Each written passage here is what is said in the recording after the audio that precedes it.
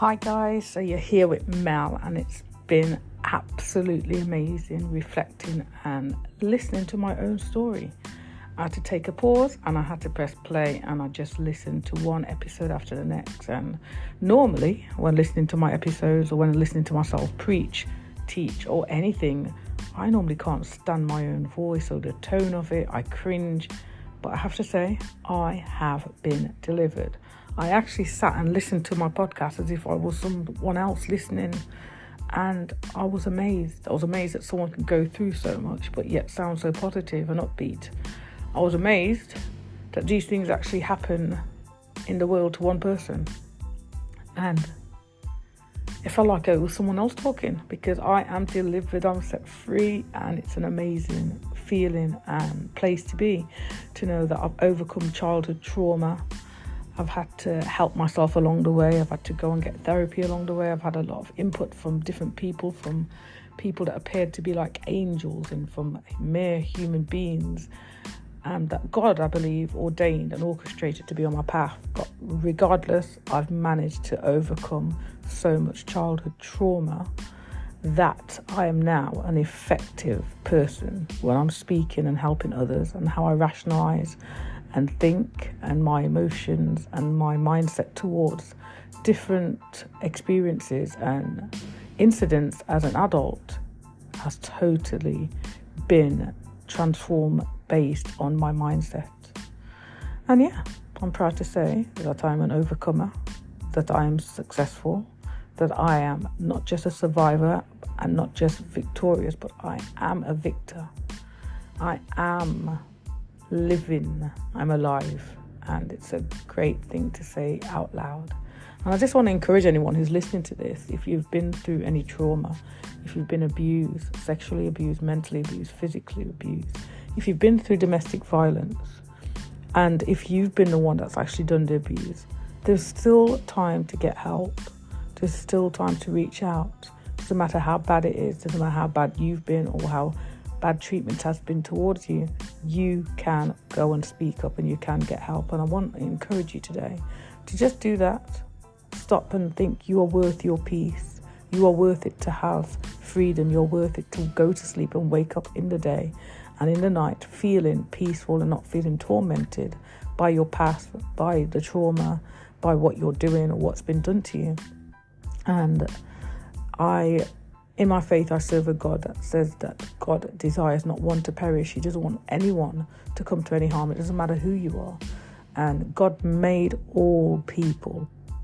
And it wasn't God that made people bad. People made themselves bad. Situations made people bad. Situations affected people and turned their heart-hearted. And we need to stop blaming God. We need to stop blaming our Creator and realise that all things were made good and society has turned things bad. And if I was the person that blamed God throughout my whole life, I wouldn't be the person I was now. But I've held on to my faith.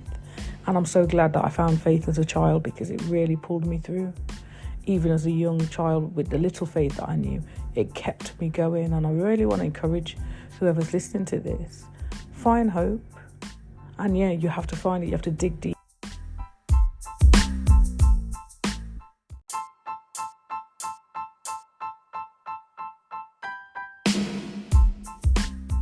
And guys, when looking at the problems that are linked with childhood trauma, as much as researchers have tried to look at particular problems such as eating disorders, marital problems, depression and so on, it's become clear that there's not just one problem that stood out as being associated with childhood trauma.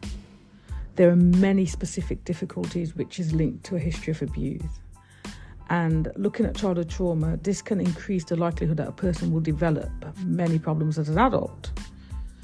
And if you're abused early on, from an early age, it makes you more vulnerable to developing difficulties, unfortunately. And if you get more severe and repeated experience of abuse, which I did, the more likely it is that a person such as myself can develop later problems. And believe me, it's been hard. It's not been easy, it's been hard, but it's been worth it all, because I've become such a great person at the end of it all. When the researchers were looking at the good experiences in a childhood that can build up a person's resilience. That means they were looking at the good versus the bad, what a child has gone through, and has that same child who's been through abuse been able to take the good experience they've had and build up resilience, which reduces the problems in adulthood. However, there is still going to be problems. Once your well-being is influenced by other factors, such as if you're being abused but yet you still have an encouragement of a loving, caring family member, you may end up still having good self-esteem, and you will not blame yourself for the abuse, because some children blame themselves for the abuse. If you just get one supported person as a child, it can change your outcome. Unfortunately, I did not have that from a human being. I got it from my Bible, I got it from Sunday school, I got it from church. Anything linked to church or Sunday school is where I received encouragement. And you can imagine the harshness of this, not having a human being telling me anything good about myself. And you can also imagine the magnitude of the effects of low self-esteem and low confidence, and the mental health and the eating disorders I may have had, and anger problems, physical difficulties, learning difficulties, social difficulties, mood problems. I had it all, believe me. You name it, I probably had it. Some of the common problems among surviving abuse people, children, is alcohol and drug misuse. Yeah, I went through both of that, as you've heard. Eating disorders. I haven't really covered it in depth, but yes, that definitely existed. Self-harming behaviours such as cutting or burning oneself and attempting suicide. I did all of that. Social withdrawal, shyness, lack of self-confidence. I struggled with that as a child into adulthood. And definitely poor anger management, with difficulties either showing anger or controlling it. Many people listening to this may even have some of these things going on and not know where it started or what the root cause is. You have to think back and think, what was your childhood like? Were you exposed to manipulation, emotional abuse, spiritual abuse, physical abuse, sexual abuse? You may have covered it up. You may have something called dissociative amnesia, which is where you have forgotten, or your brain has stored away the harsh memory, the traumatic memory, just in order for you to survive and cope. And it's totally forgotten it like it never happened. You've totally forgotten it. I also suffered from that at a very large point in my life. And some common problems are also anxieties and fears, depression, hopelessness and helplessness, guilt and shame, and some physical problems, some even in a genital area, unfortunately, including painful sex and intercourse.